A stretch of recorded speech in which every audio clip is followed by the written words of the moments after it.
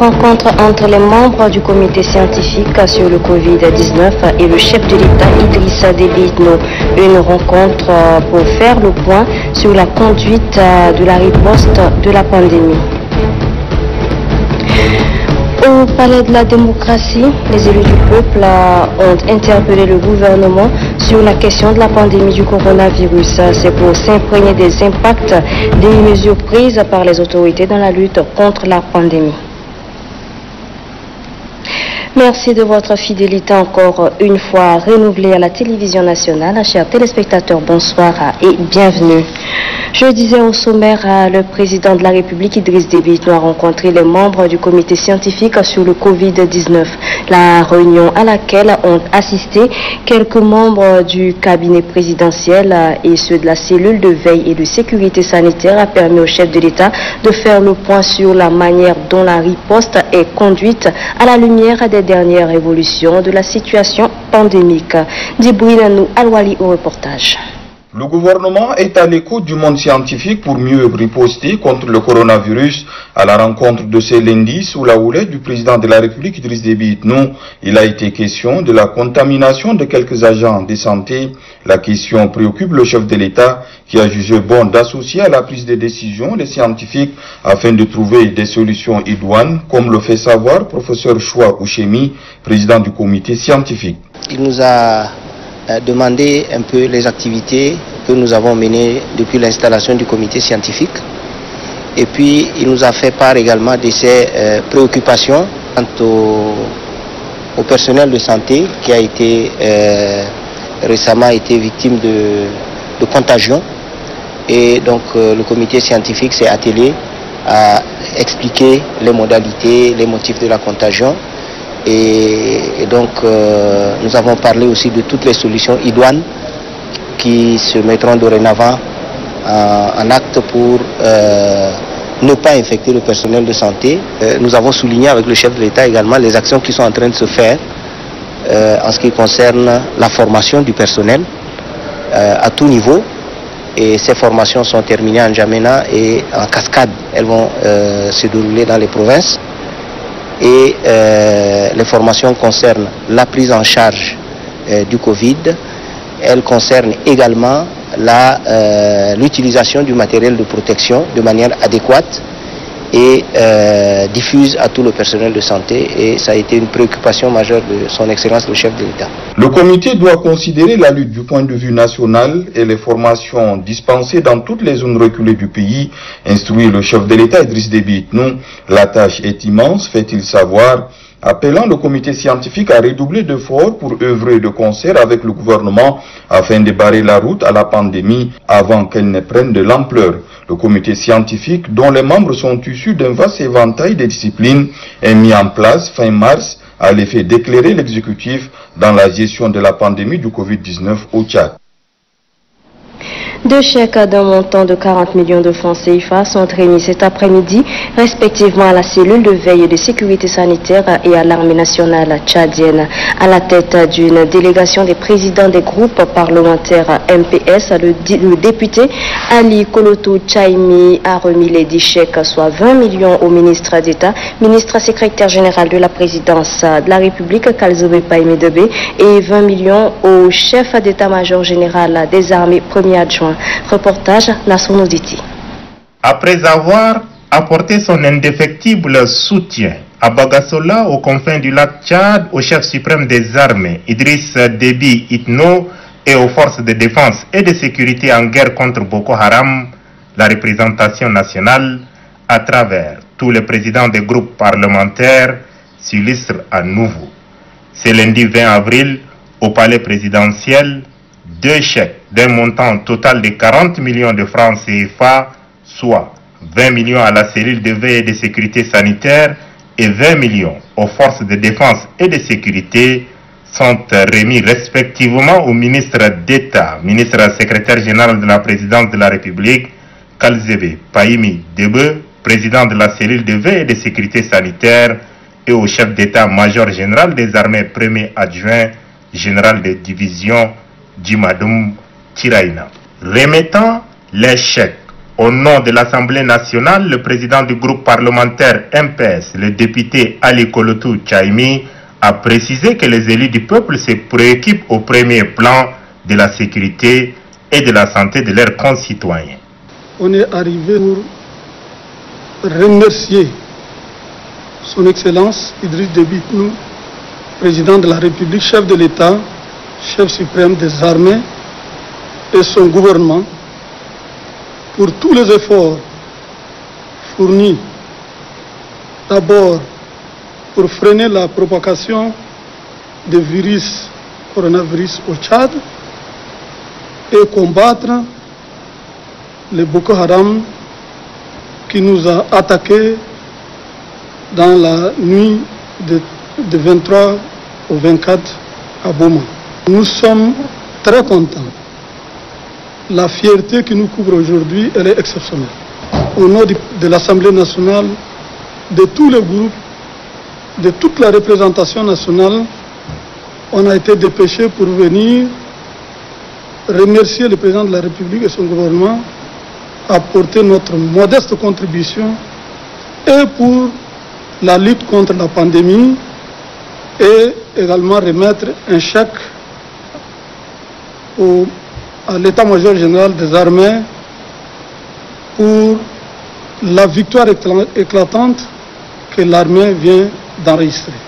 Recevant la contribution de l'Assemblée nationale, le président de la cellule de veille et de sécurité sanitaire, Kalzebe Paimi Debe, a au nom du président de la République Idriss Déby Itno remercié les élus du peuple pour l'apport financier conséquent destiné à la lutte contre le Covid-19 au Tchad. Il a ensuite rassuré la représentation nationale quant à l'utilisation parcimonieuse du fonds mis à leur disposition avant de remettre à son tour le dit chèque au ministre des Finances et du Budget. Au nom de l'armée nationale tchadienne, son chef d'état-major général, premier adjoint, général de division, Djimadoum Tiraina, a exprimé toute sa reconnaissance à la représentation nationale. Félicitations à l'Assemblée nationale, au nom du président de la République, chef de l'État, chef suprême des armées, et au nom de l'état-major général des armées, pour cet appui financier de l'Assemblée nationale au profit de nos forces de défense et de sécurité qui, en plus à la lutte contre la nébuleuse Boko Haram dans le bassin du lac Tchad, cet appui vient à point nommé appuyer les efforts du président de la République et de l'armée. Par cette contribution financière, l'Assemblée nationale est la première grande institution de la République à apporter sa contribution au gouvernement en lutte contre le coronavirus et Boko Haram au Tchad. Dans son récent message à la nation par rapport au Covid-19, le chef de l'État Idriss Déby Itno a rendu un hommage mérité au personnel soignant. Dans son adresse, Idriss Déby Itno a promis accorder des indemnités spéciales au personnel soignant et ordonner un recrutement des agents de santé supplémentaires. À Doumbé Hortense, ça revient à ce propos sur le rôle que joue le personnel médical dans cette crise sanitaire. Suivez.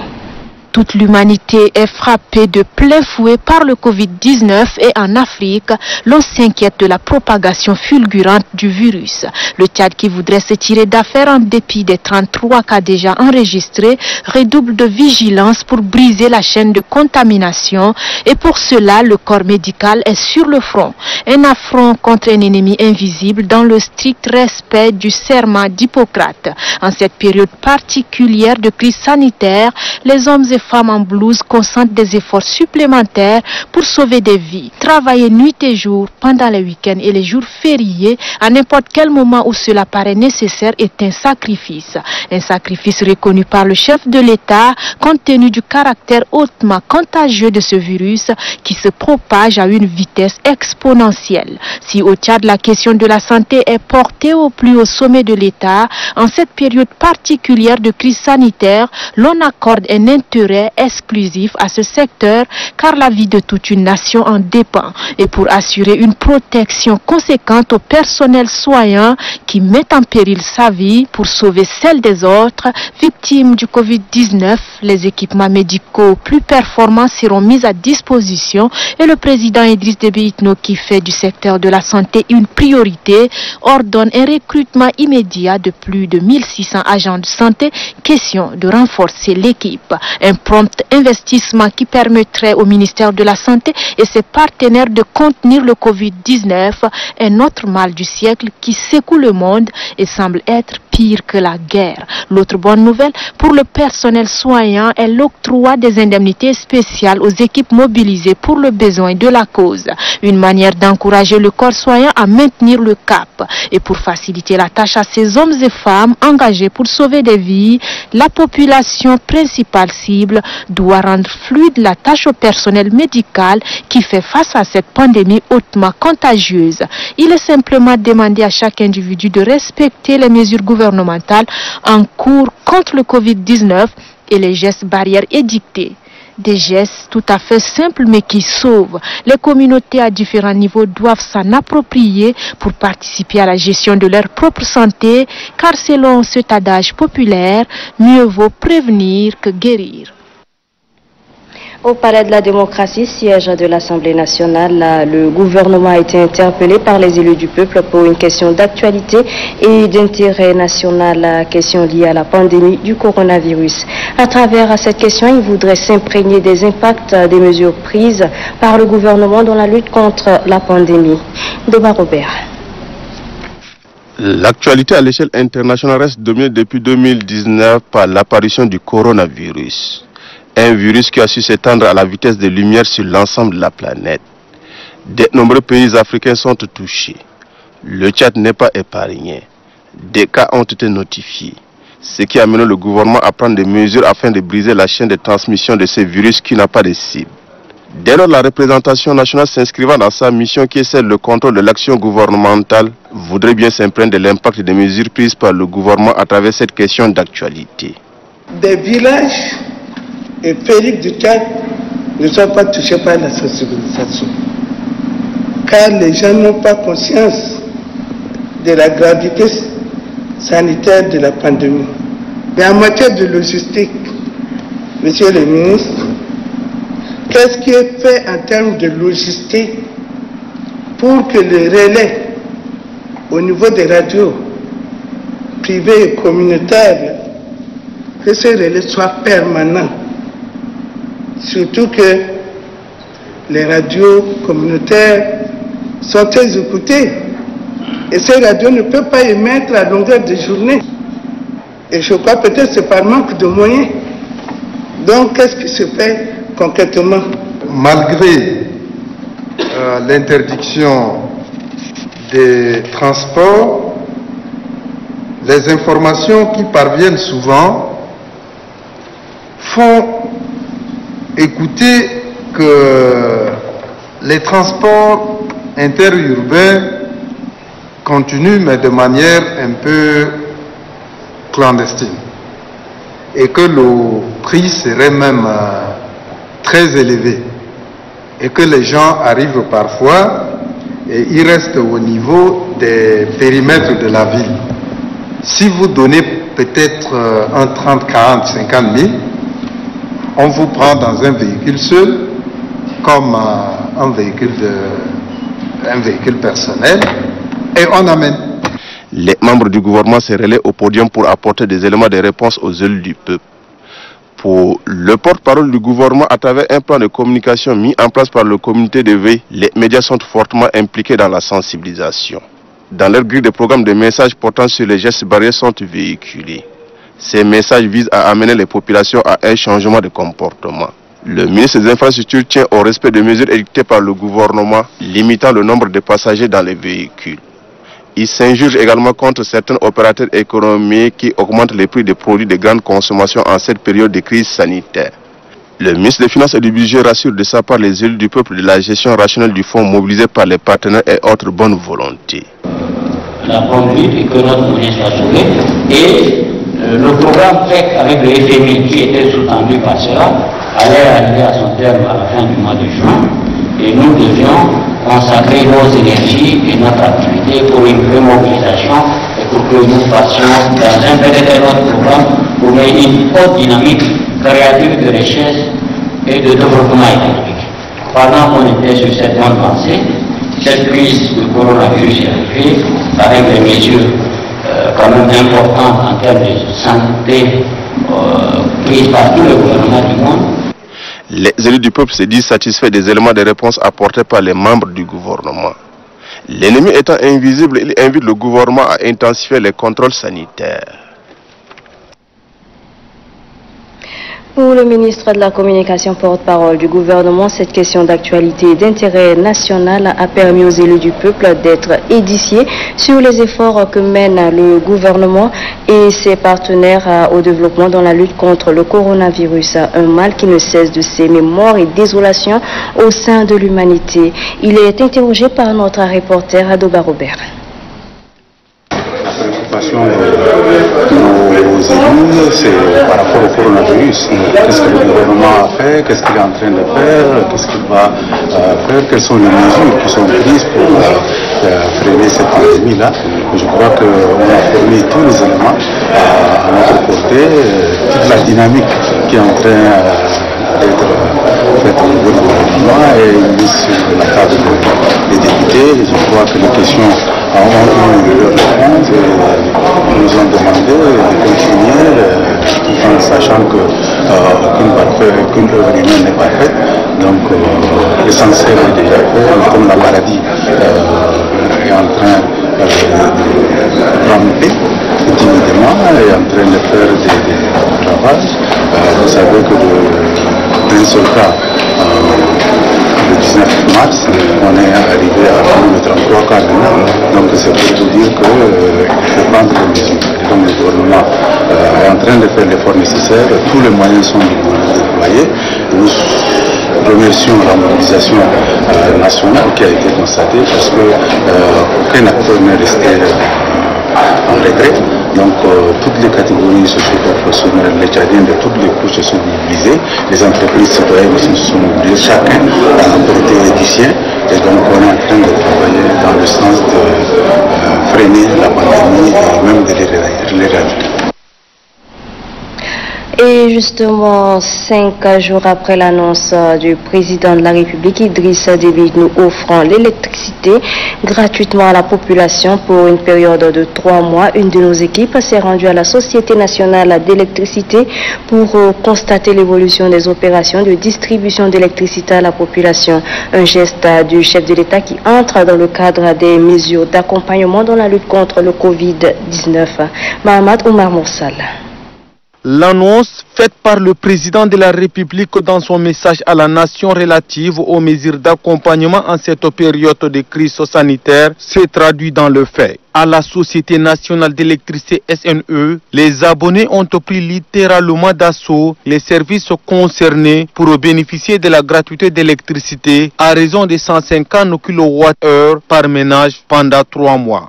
Cette gratuité, volonté du chef de l'État, Idriss Déby Itno, a été accueillie avec fierté par la population. Cependant, au niveau de la SNE, les habitants de la capitale ayant effectué le déplacement pour être servis relèvent des difficultés. Maintenant, une fois au terrain, ils disent qu'on repart. Alors que les mesures ont été prises pour que il faut qu'il y ait espace l'autre 1 mètre. Maintenant, on n'est même pas au 1 mètre. Je suis arrivé ici à 6 heures, mais maintenant ils disent qu'on rentre. Et leur système là, s'ils ne savaient pas au début, ils savaient au début, ils devraient nous faire ça depuis. On est au terrain d'abord, on nous fait rentrer encore tout ça et puis on est dans la chaleur, tout ça. C'est pas bien. Tout est justifié par les agents de la SNE. Les habitants se sont mobilisés sans respecter les mesures de prévention. Aucun regroupement de plus de 50 personnes n'est autorisé par la Société nationale d'électricité SNE. Pour éviter les chaos, pour se conformer aussi les consignes du gouvernement, nous avons décidé de dire à notre aimable clientèle, chacun doit rentrer chez lui et à travers nos releveurs, on donnera à chacun ce qui lui revient de droit. dans les différents guichets, les agents sont bien présents et actifs à leurs postes respectifs et les machines tournent bien.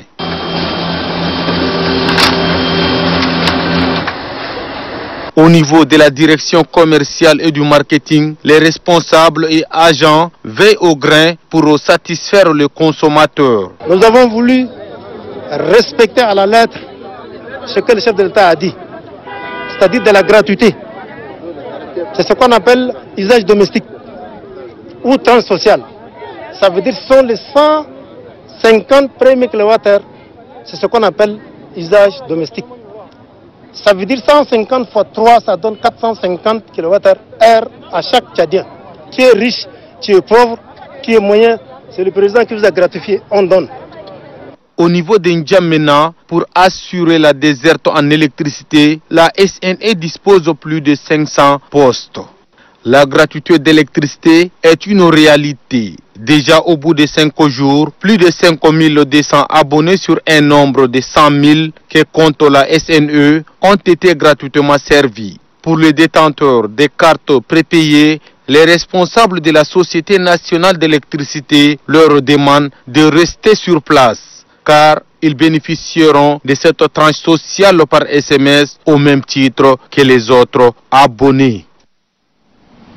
Dans le cadre toujours de la lutte contre le Covid-19, le secrétaire général provincial du MPS du Chariba Guermi vient d'offrir des kits de lavage des mains et des vivres à la population de Dourbali. Fanambi Soulgan nous en parle. Soucieux du bien-être de la population de sa province, le secrétaire général du mouvement patriotique du salut du Chariba Guermi, Kadr Saleh Kana, multiplie des actes de bienfaisance. Après le département de Chari, Kadr Saleh Kana offre des kits de lavage des mains et des sacs de riz à la population de Dourbali. Le maire de la dite ville, Bichara Akay Abdoulaye, a salué le secrétaire général provincial du MPS, Kadr Saleh Kana, pour sa contribution qui vient à point nommé. Réceptionnant le don, le secrétaire général du département de Dourbali rassure le bienfaiteur que ce don sera transmis à qui de droit. Pour les gestes que vous venez de faire à l'endroit de la population de Dourbali, même si la quantité est minime, c'est le sens qui est important. Puisque notre pays traverse une crise sanitaire sans précédent, à travers ces gestes-là, elle est venue donc à point nommé.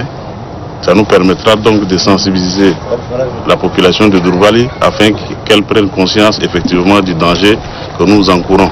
Le secrétaire général du département de Dourbali appelle par ailleurs ses administrés à respecter scrupuleusement les règles recommandées pour barrer la route au coronavirus. En soutien aux forces de défense et de sécurité dans leur lutte contre la nébuleuse Boko Haram, plusieurs organisations manifestent leur ferme engagement. Ce matin, l'état-major général des armées, les membres de l'association des exportateurs de la gomme arabique du Tchad, ceux du Conseil national des pétroliers, ainsi que les membres de la coopérative des fruits et légumes du marché de Chagua ont tous fait des dons de produits alimentaires. Les détails avec Variladji. Les membres de l'association des exportateurs de la gomme arabique du Tchad apportent leur contribution aux forces de défense et de sécurité. Ils ont remis un don en guise de solidarité et pour saluer les énormes sacrifices consentis par l'armée contre les éléments de la secte Boko Haram dans les îles du lac Tchad. Composé essentiellement des produits alimentaires, le don est officiellement remis par le président de cette association au chef d'état-major général des armées, deuxième adjoint, le général de division Tofa Abdoulaye Issa.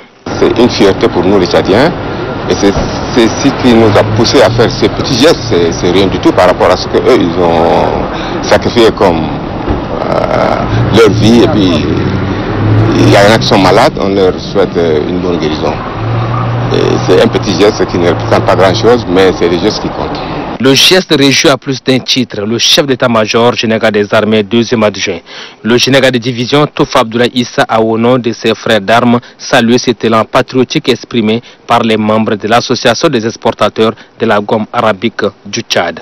Toujours aux états-majors généraux des armées, les membres du Conseil national des pétroliers ne cessent de manifester leur solidarité et leur soutien à l'armée nationale tchadienne et au président de la République, chef suprême des armées, Idrissa Déby Itno. Une fois de plus, les membres du CNP mettent sans tête de mouton aux forces de défense et de sécurité.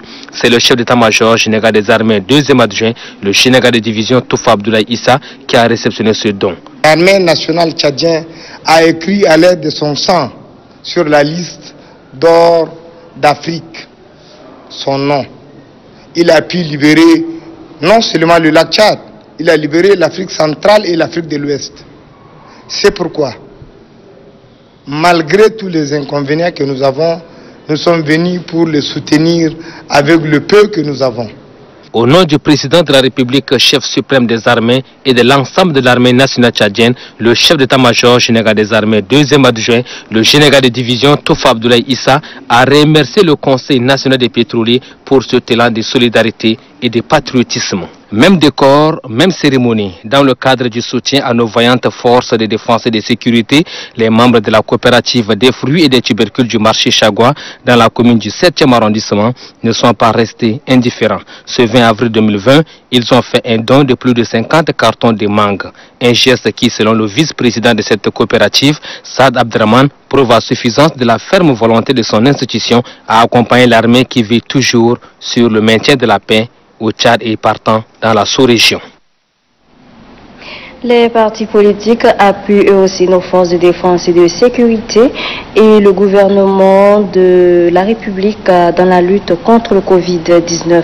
Le rassemblement des jeunes du MPS du Mayo-Kébi-Ouest, les militants du Parti populaire démocratique et ceux du mouvement pour l'unité et le renouveau ont à leur manière apporté leur contribution. Dame Guélidne Joël. Le rassemblement des jeunes du mouvement patriotique du salut, la province du Mayo-Kébi-Ouest, fait prévaloir son élan de solidarité avec les forces de défense et de sécurité. Pour témoigner leur soutien indéfectible à l'armée et saluer son combat noble contre la nébuleuse Boko Haram, les jeunes du RGMPS du Mayo-Kébi-Ouest apportent un don de vivres à l'armée.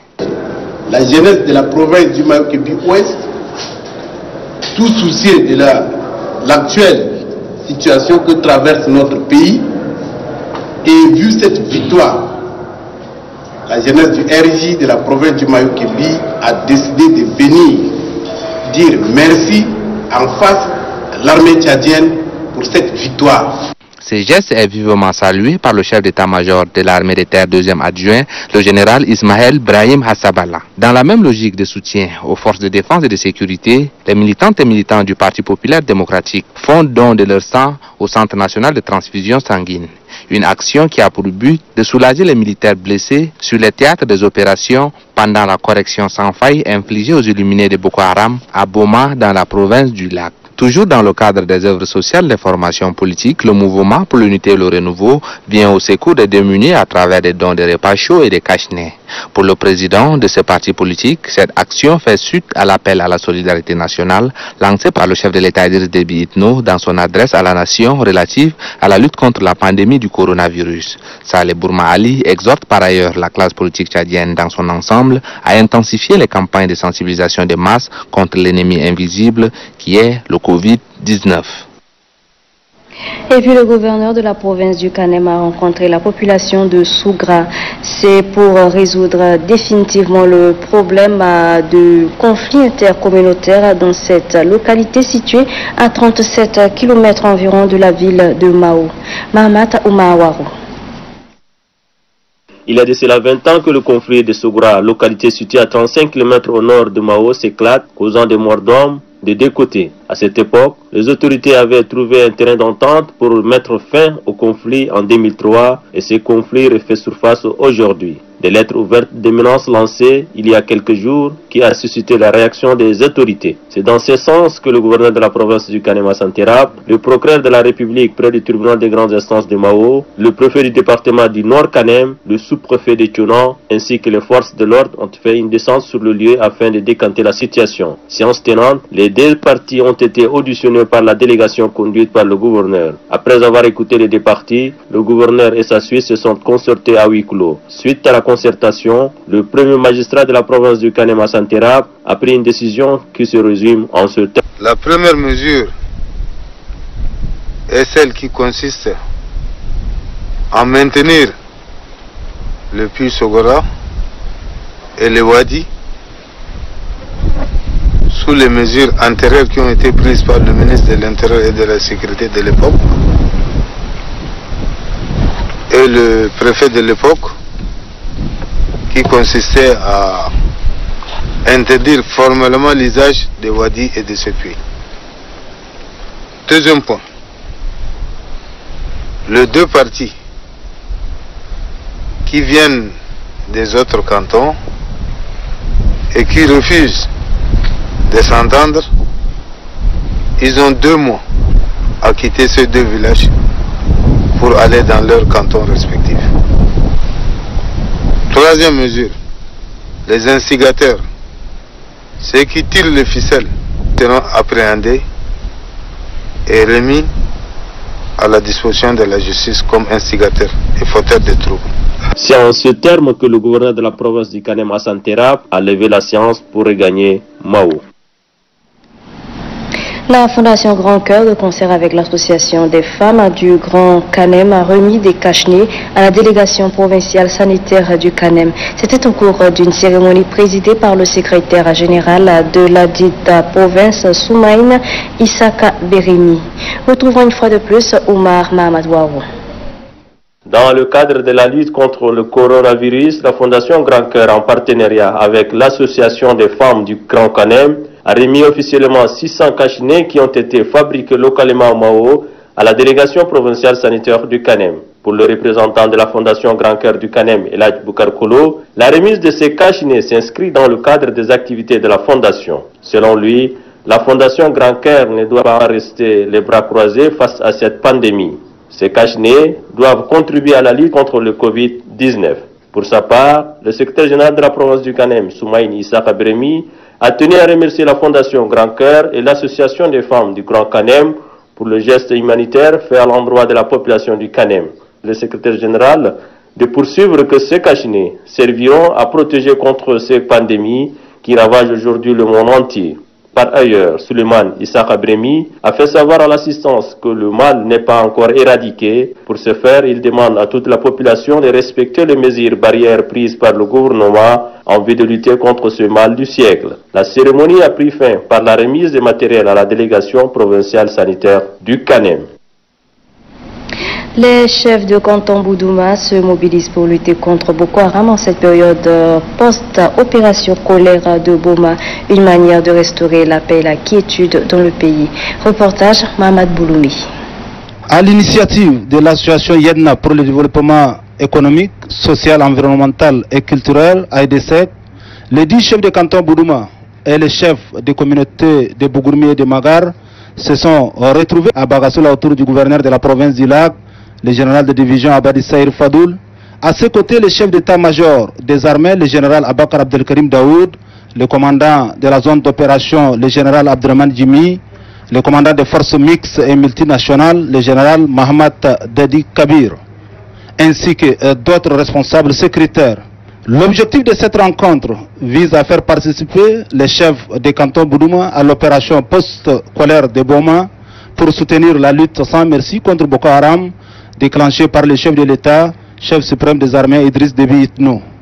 Le chef d'état-major des armées, le général Abakar Abdelkarim Daoud, le commandant de la zone d'opération, le général Abdraman Jimmy, le commandant des forces mixtes et multinationales, le général Mohamed Dadi Kabir, ont tour à tour prodigué des sages conseils aux chefs des cantons et de collaborer avec les forces de défense et de sécurité pour arrêter toutes les personnes tendant à nuire à la paix et à la quiétude dans la province du Lac. Le coordonnateur de l'association AEDSEC, Ibrahim Bomitoua, s'est réjoui de la concrétisation de cette rencontre combien de fois importante pour toute la province du Lac. Les 10 chefs de canton Boudouma et les 2 chefs de communauté de Bougourmi et de Magar ont rassuré les autorités administratives et militaires de leur entière disponibilité, ainsi que de prendre toutes les dispositions qui s'imposent en vue d'éradiquer l'insécurité dans toutes ses formes. L'association Siadi Al-Ikwa de bienfaisance offre à la population du monde rural 2 châteaux d'eau modernes de 14 mètres cubes chacun. C'était au canton Assala et Kadada dans la sous-préfecture de Lénia, département du Chari, province du Chari-Bagirmi. On fait le point avec Ali Ibrahim Suleiman. L'association de bienfaisance Siadi Al-Ikwa, en partenariat avec la fondation Turquie Diyanat, offre 2 châteaux d'eau, chacun de 14 mètres cubes au canton Assala et Kadada dans le département du Chari, province du Chari-Bagirmi. Dans ces localités, les problèmes d'accès à l'eau potable se posent avec acuité, comme l'attestent ces anciennes pompes à motricité humaine, Sèche-Matari au village d'Abdedi et Amdiohol. Ces 2 châteaux, auxquels sont reliés une dizaine de robinets, permettront aux habitants d'améliorer de manière significative leurs conditions d'accès à l'eau potable et d'abreuver leur bétail. Les responsables de la dite association recommandent aux bénéficiaires une bonne utilisation de ces châteaux. Dans le Chari-Bagirmi, tout comme dans les provinces de Hajar Lamis, du Guéra et du Wadaï, l'association de bienfaisance Siadi Al-Ikwa soulage les souffrances des populations en mettant à leur disposition des ouvrages hydrauliques durables. Nous avons 3 châteaux dans le Guéra et 2 châteaux dans le Wadaï. Donc c'est la contribution de l'association Siadi Al-Ikwa avec son partenaire Turquie Diyanet Waqfi. Donc vraiment pour accompagner le gouvernement dans son combat quotidien contre cette pandémie. Donc nous profitons aussi pour sensibiliser la population de faire très attention contre cette pandémie et de respecter les mesures barrières. Profitant de l'occasion, le responsable de l'association de bienfaisance Siadi Al-Ikwa appelle la population rurale à respecter les mesures barrières afin de stopper la propagation de la pandémie du Covid-19. Mokhtar Ambadi exhorte la population à relayer l'information sur la prévention face à cette pandémie. Après l'inauguration de ce château d'eau, les membres de l'association de bienfaisance Siadi Al-Ikwa ont procédé à la mise en terre des plans, question de contribuer à la préservation de l'écosystème. Sur ce se referme cette édition du journal, chers téléspectateurs. Merci pour votre aimable attention et très bonne suite de programmes sur Télé Tchad.